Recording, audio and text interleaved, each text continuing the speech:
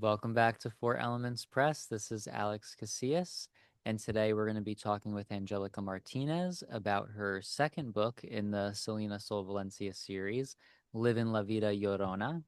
So we'll get to learn a little bit about the book, about her inspiration for the book, and about what she's working on next. Welcome to the channel, Angelica. How are you? Thank you. I'm well. Awesome. So tell us a little bit about Live in La Vida Llorona. I know you have it there too, so I'll let you show it off. Yes. So let me just make sure there's no fuzziness. It's hard. Anyways, this is about what happens after book one.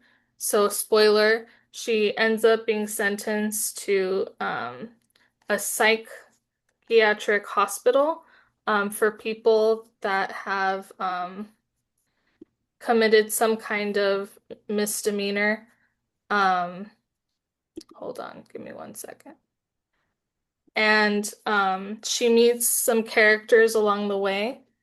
And one of those characters is La Llorona. And she doesn't know it's La Llorona right away because she goes by a different name. But then she finds out through her mom and through kind of context clues that she's dealing with a malevolent ghost, which is like a ghost that seeks revenge and doesn't want to move on. And so she sucks the energy out of boys that are in the psych ward because they're easy targets. Um, and it's kind of her self-discovery and learning self-control over her emotions. She kind of tries to learn that through Theo Julio in the first book, but the second book, it's a little more psychology based with seeing a therapist and helping channel her anger in healthier ways. Um, and she adopts pro-social behaviors like she isn't much of a joiner in book one, but in book two, she's more social and she makes friends and she is trying to keep them, even though there is a scene where she does punch someone in the nose. So, no one's perfect. We all make mistakes. Um, so she's kind of learning to navigate her life with her new neurodivergent diagnosis of bipolar. And La Llorona doesn't make it easy on her to try to evolve into a better self, but she tries her best and um, she learns a little bit about her family history because La Llorona and her family are deeply linked over centuries, and she kind of finds more info about that as well. Yeah, there's definitely a lot of different aspects at play in this book specifically.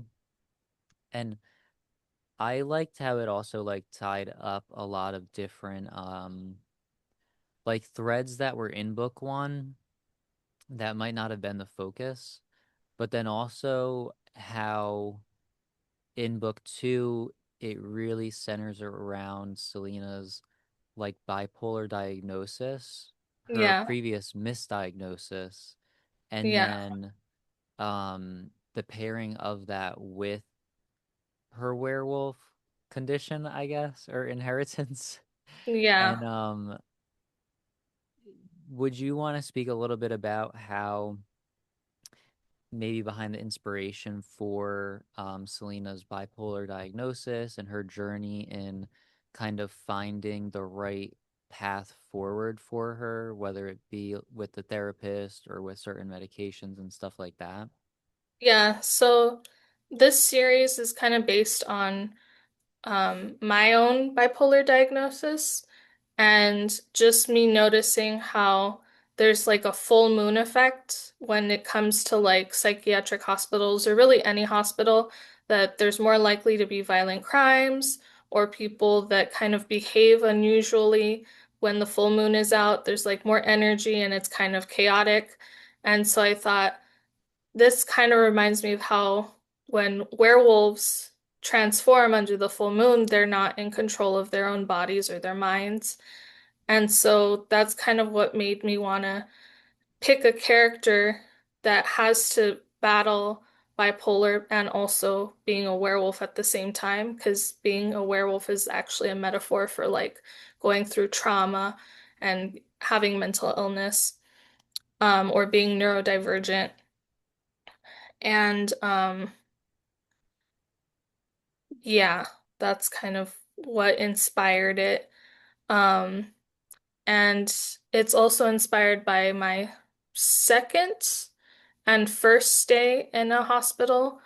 Um, so some of the characters you'll meet in the book are based on people I met um, through my journey. Obviously, some traits are exaggerated and some are not, just to kind of make it creative. Um, but yeah, that's kind of what inspired that. Yeah. I I also enjoy the like many different characters that we get to meet in La Llorona, uh, because they all are present for different reasons Yeah, and they all kind of have their own journeys. And you get a sense that everyone's really focused on their own journey and health in throughout the story. yeah, And it's interesting how, as you were saying, like being pro-social, it was kind of like as you take on that friend role with these individuals, you also try to like help them along in their journeys. Um, and even that aspect really shows the strength of character of Selena and the developing of character for her too, as she, she's 15, so she's like in that in between place of like being a kid and like being an adult. yeah, So she's like figuring everything out, how to be, not to know her boundaries, I guess, yeah, around people and not try to like step over them. yeah, And even the therapy aspect during her stay kind of pushes her in like a reluctant way, but in a way that she feels a difference not only in herself but also in the people around her. And it also like kind of allowed her to trust others yeah, without having to kind of put everything on herself. Um, and I like how that kind of shift happens. Because I know, like, especially at that age, um, taking everything on to your own shoulders is kind of like a statement kind of thing. And like, you yeah, don't want to bother anyone else with what's problem. going on in your head and stuff. But that aspect of, no, like, you can, if when you develop these strong bonds, you can help others and then you can lean a little bit on others to help you out when you need them. And Yeah, that can like for Selena, that becomes the difference maker in her stay and then in her mission of getting out before the full moon happens. yeah. And what was I gonna say? I think for people in general, community is very healing, and to isolate is where things kind of can spiral out of control. Like if you don't have at least one person that you can trust. Um, and so with this community that she makes in an unlikely place, they kind of save her just as she's saving them. Whereas in the first book, she's saving other people. Um, and so I kind of wanted to make that statement because I feel like, especially if you have depression or bipolar, there is a stigma that, you don't want to burden anyone with your problems, but usually if they're a good friend, they'll want to help you. They want to know what's going on. And If you just kind of shut yourself out and everyone else out, then it's that much harder to get better. And the therapist was actually based on one of my older therapists that I had in the past. And he was very helpful in kind of having me reframe my identity and focus on the positives and not just the label bipolar. Because he said, no, you're very self-aware, you're very in tune with what you have going on and your triggers and what happens when, the time change occurs. Because for some reason, whenever the time changes, like spring back and fall forward, that's when my mood kind of has struggles with the transition. And so, um, I just wanted to reflect that there are good therapists out there that do want to see you get better and are helpful in that process, even if you maybe don't want to admit it or look in the mirror with, you know, what you need to work on. Because there are a couple people I know in real life that, like, they've been to one therapy session and then they quit because it was too painful to kind of look back at their actions and what they had done and hold themselves accountable. Whereas in this book, um, Selena kind of learns what she can do to be a better person and not just for the short term, but for the long term. Yeah. And you do a good job too of moving from like book one to book two and having that like maintaining a sense of community in a new place that's also outside of like her family dynamic, which dominated book one. Yeah, And it's almost like in the beginning of Live in La Vida Llorona, Selena is feeling like she might be losing part of herself because she's not around her family. She is kind of like outside of her culture. She is on like her own in a way. yeah, But then her ability to encounter people, be encountered by people, make a determination to be pro-social and to fearlessly also like mess up but then fearlessly apologize to yeah, strangers and move past it and then develop stronger bonds with them. Um, while it's a nice contrast between like family in book one and then like a found family in this new place where she needs allies, especially as La Llorona starts to, become more of a impact and have more of a presence in the story yeah, and show La Llorona's true intentions. yeah. Do you want to speak a little bit about the lore behind La Llorona and what inspired you to incorporate her into this story? Yes. So, um, the original story that I grew up with was that La Llorona was a beautiful woman. She had either a lover or a husband, and they had two children together. And then he cheats on her, and she's so distraught and so upset that she kills her own children and then herself.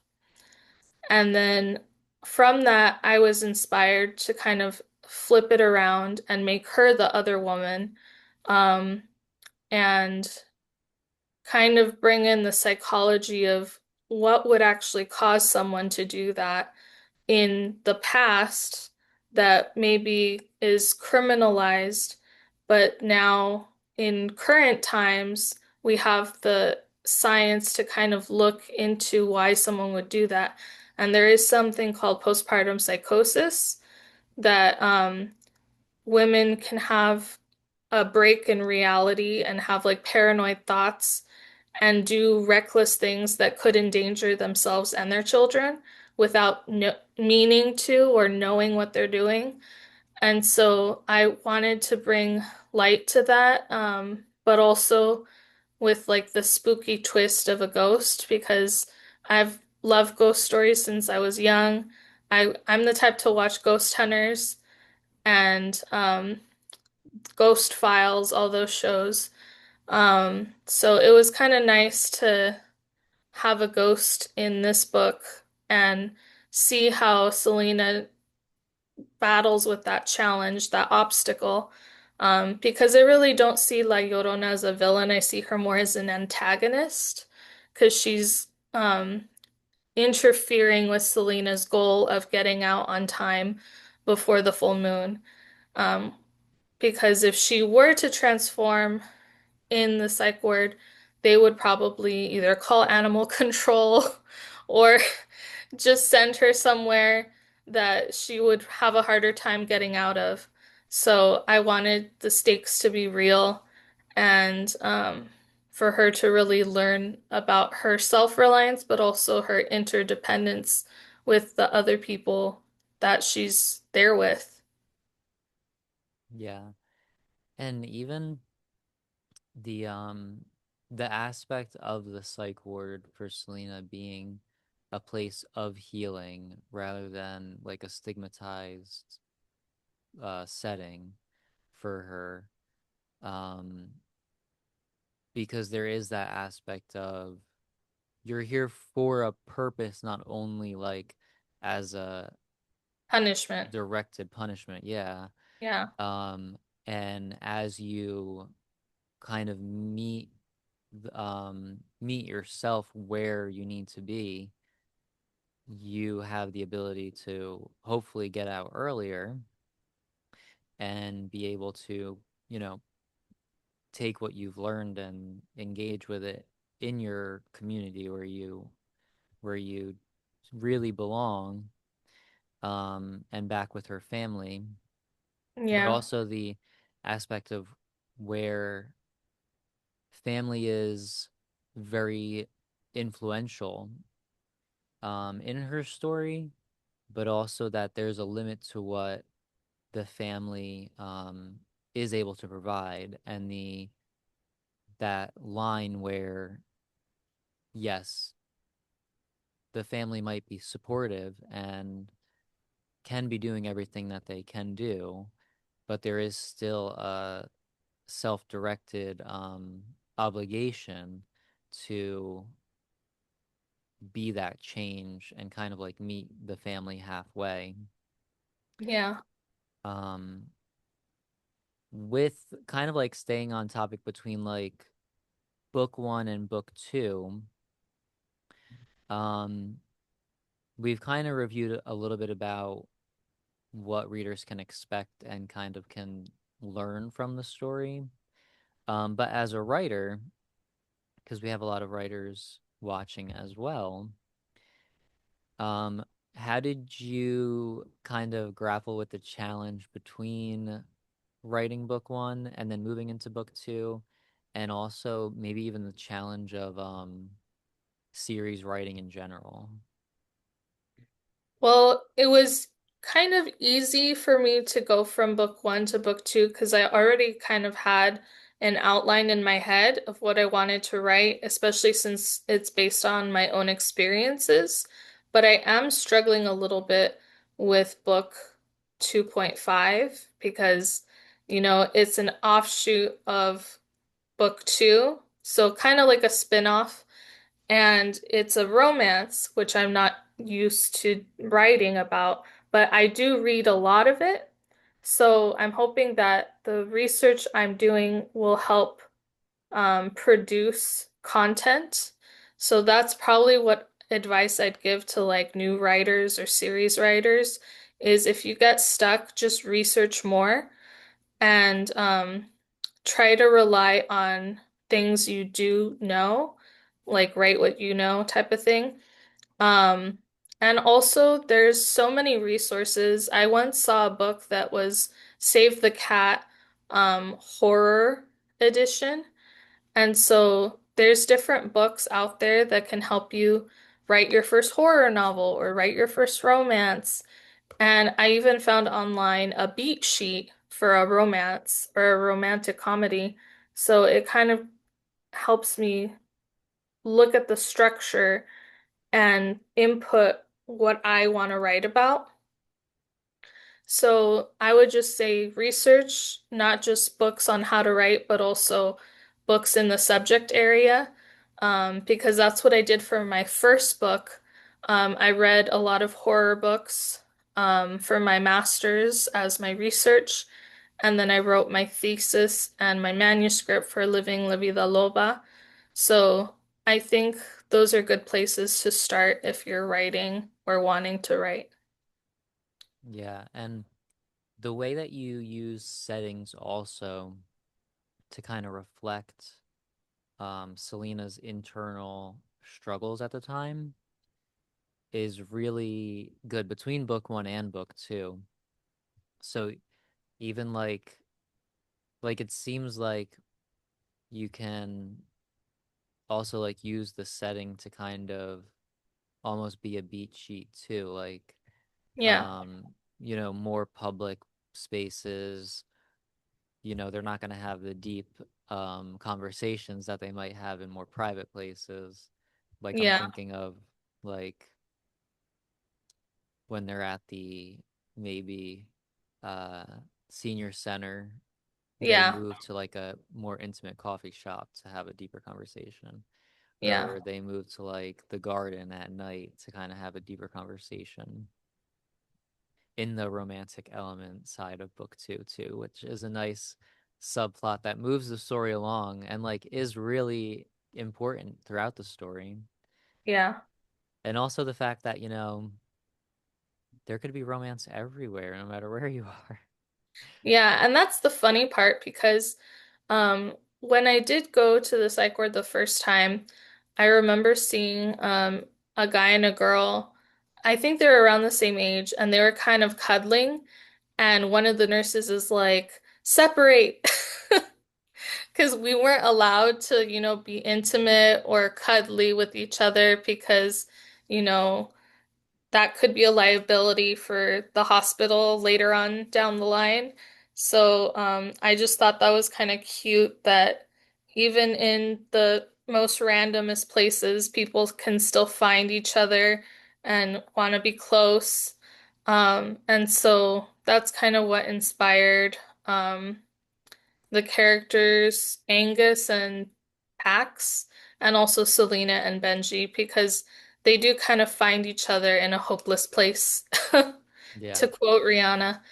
Um, but yeah, it was fun to write. And what well, the advice that you give to people writing a series and even just a standalone book is definitely relevant. Like, write what you know, but also research what you don't so that, when you present it to readers, it feels real and like the character is experiencing it, Yeah, the way that we might experience it in our lives. And I know you spoke a little bit about what you're working on now, um, but I know there's also kind of a book three in the works too. yeah, And that's kind of moving settings again. Um, so maybe a good segue into that could be is like culture for Selena is really important, yeah. and you share her culture. Um, so what elements are you kind of hoping that other readers might be able to learn from maybe in this book or even your upcoming works? Well, in my upcoming work, Living La Vida Bruja, which will be the third book, she's set in Cuernavaca, which is a city in Morelos, the state of Morelos in Mexico. And I want them to kind of feel like they're there with the detail that I have in writing. So like all the different flowers and plants and succulents and the smell of, you know, tacos in the air, um, all the different colors of like artisan jewelry and flowers and like all the different churches and mountains that you see, um, just to kind of feel like home away from home type of thing. Since she hasn't been there often enough, but as an adult, she can appreciate it more. Um, and it's her dad's pueblo, so she kind of learns a bit about her father and his lore and what kind of person he really is. Because in the first book, she kind of idolizes him, even though he is a bit stressful of a person to be around, because he's very loud and, you know, he has his own agenda as far as like what kind of person he wants his daughter to become. But in the third book, you kind of see that he really is a person non grata among his family members and the people in the village. And he's kind of a faux leader of the pack. So he's there as a placeholder, but he really doesn't feel comfortable in that role. And it's clear that someone else is meant to take that spot, and that someone is Selena. Um, so she kind of has to get it together mental health wise and learn about her culture in order to lead it later on. Yeah. Well, that's really exciting.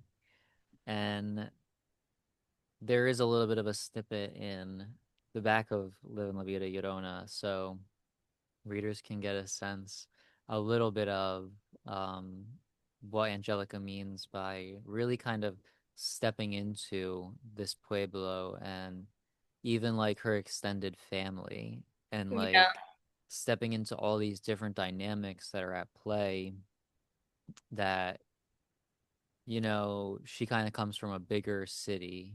She comes from even like moving from this city to her uncle's farm in California.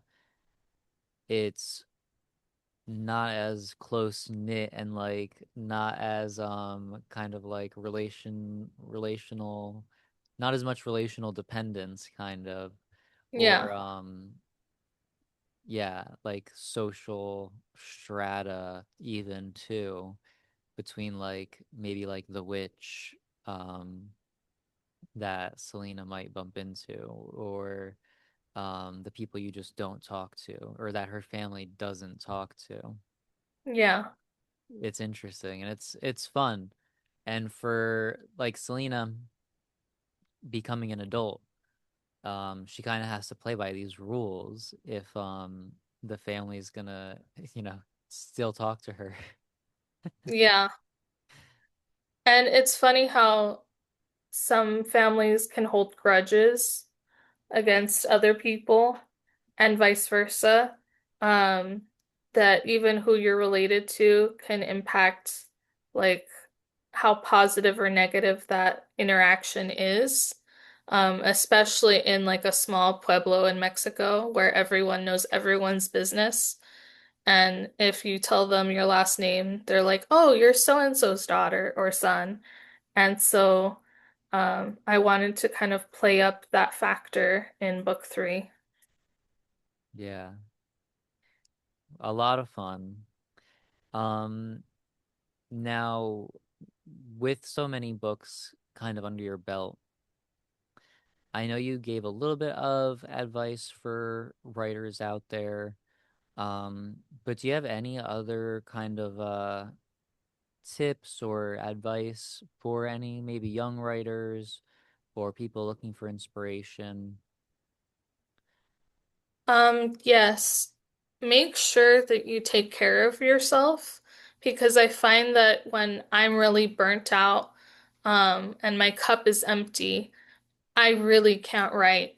So if you're like super depressed or grief stricken, it's very hard to write, versus when you feel kind of balanced and there's nothing too heavy on your plate, then you can write up a storm. But you can't write from an empty cup, especially if you are grieving or you are depressed at the time.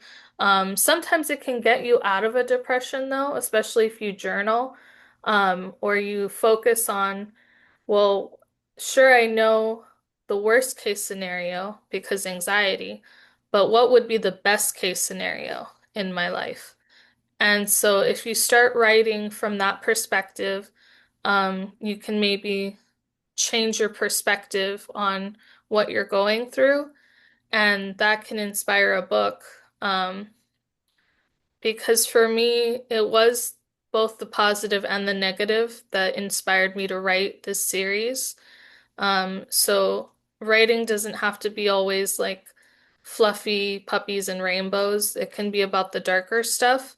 But I would recommend making sure that it's not too dark because um, I remember being in a writers' conference where an editor said, don't be too depressing when you're writing because that can turn an editor off. Because the world is bad enough as it is, so you need something to laugh about. And so, even in the darker scenes, I do try to inject some humor throughout the books and throughout the series because that's kind of my coping skill is a dry sense of humor, which you'll see in like Tio Julio and also in Selena because they have that in common. So I would say definitely take care of yourself and try to find the humor even in the dark things. And that should help write your first book. Yeah. And I like too how your journey kind of also, well, the journey of the writer also kind of mirrors Selena's journey in book two, also in the way that, you write, you have your book out there, and then you're also leaning on like other aspects of maybe like bookstores, like where you had your signing and your book launch, and you're leaning on different groups, whether it be like LGBTQ groups, writing groups, community groups that you're a part of, because all of these things also, we write in private, right? But Yeah, then we write it to bring it to community. So once we're in the community, leaning on them to also help lift us up and share with them that, yes, this is important. I wrote it for you, right? And yeah, yeah, I like that dynamic of, Selena's not a writer, but she's learning how community is also important to her journey, and then, mirroring it with the writer journey. Community is the epitome of what the writer is writing for. So yeah, I I admire that journey of yours too, and how you engage with the community, um, and find your place among everyone and everything going on, while also having something important to say about it. Because it Selena's journey is definitely one that many, like everyone, can learn something from. And that's another kind of like important thing that you do really well. In every scene, there's always something that you're speaking to that's bigger than just Selena's story. It's speaking to the social truth. It's speaking to the human condition, and you kind of frame every chapter in like, this is uh this is the struggle for this chapter, and then this is that truth about it and what that exposes about all of those things, maybe her truth, the social truth that she's in, and then the overall human condition truth. So very, very good, very fun, very exciting, and very important. So I definitely encourage everyone to check out Livin La Vida Loba, book one, and then Livin La Vida Llorona, and follow Angelica Martinez everywhere she is. We'll have her socials in the description as well. And then you can follow everything that Four Elements Press is doing too on our website and socials. We'll share those. Um, any last words to the audience, Angelica, today? Yes, don't let your labels define you, because Selena doesn't either. Yeah. And don't be afraid to be your own hero and the hero Yeah, everyone else needs. yeah, And like encourage that in everyone because everyone can be a hero to themselves and someone else. And that's what I love about Selena's story too. yeah. So thank you. Thank you. Take care, everyone. And we'll see you next time. Bye.